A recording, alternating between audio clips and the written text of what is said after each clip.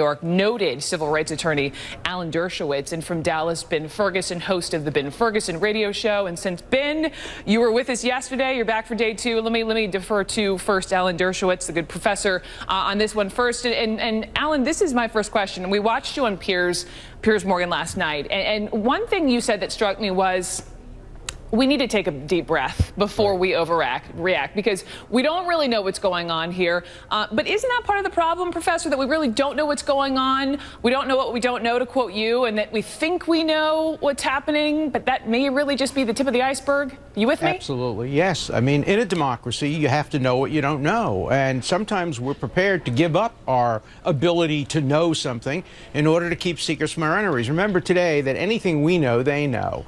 The great tragedy is that the story was broken by a man named Glenn Greenwald from The Guardian. He's an America basher. He hates America. He's an apologist for terrorism. He says a little terrorism is not a bad thing. It's like being struck by lightning. In fact, he doesn't even approve of the use of the word terrorism. He said terrorism is an excuse for allowing America and America's allies to use our own state terrorism. So he's the worst possible person to begin this debate. We need nuance. We need calibration. We need, as the president correctly said, to be willing to compromise with some privacy and some convenience, as long as we have oversight, as long as it doesn't go too far, as long as we limit it to gathering general information, and when we get particularized information, we need to have a warrant. We need to reduce the secrecy that our courts operate under, but let's not let Glenn Greenwald and his anti-American group push us into a paranoia. This is not Watergate. He makes it sound like the president is doing this in order to get political information against his enemies. Ben Ferguson is laughing, the mention of Watergate. Ben, jump in.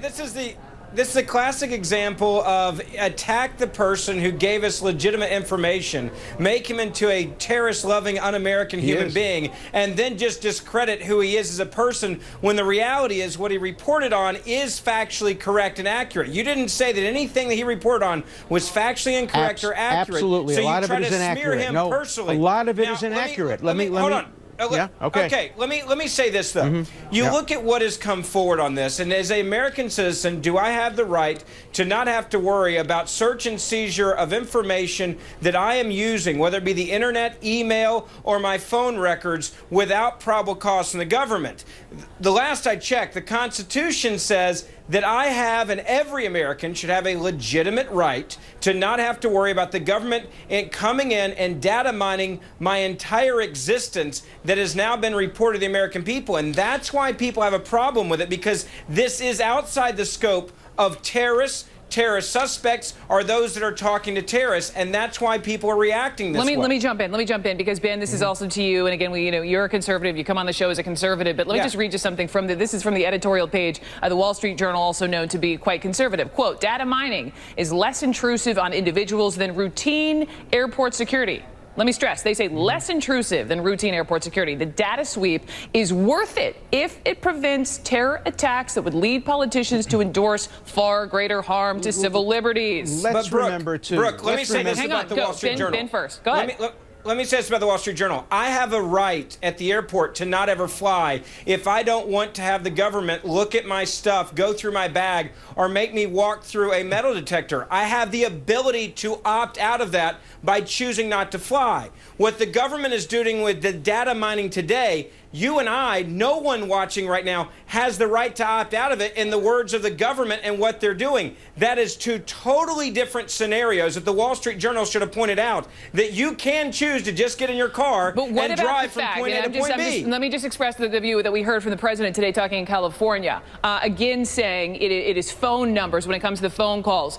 It's not the content of the conversation, specifically on emails. It's not U.S. residents, U.S. citizens. It's folks abroad, and it's metadata, which we're going to get into the technical stuff later in the show. But there's a fine line. Alan Dershowitz, jump in. We're hearing a lot of lies about what's going on. A lot of lies. We heard lies last night from Greenwald. He says that we're not targeting terrorism. He says this is because we want to get political information against political opponents. It's just not the case. For 50 years, we've had data mining right now it's been permitted under the law without a search warrant to find out if you send letters, who the letters are going to, who the letters are going from. Almost all the information is available today to private companies, Google. It's much worse when the government can put it all together. And that's what people take issue with.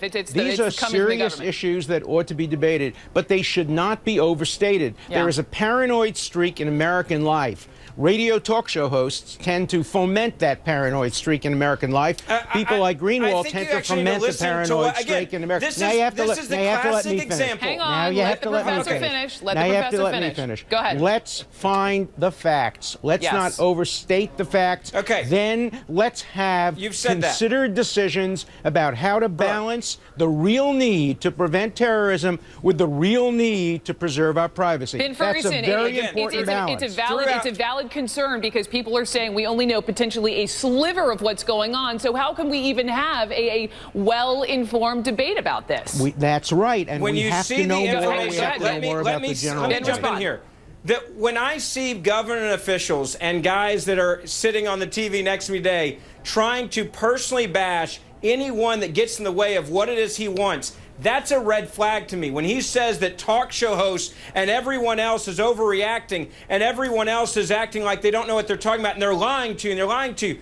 I've heard that a lot in politicians' lives, and I've heard that from people who, for example, Richard Nixon, congressmen, senators who say, well, you're just paranoid. Here's what we do know. We know a lot of information is being looked at by people that are not connected to terrorists, including every phone number that is being used, for example, in the Verizon network.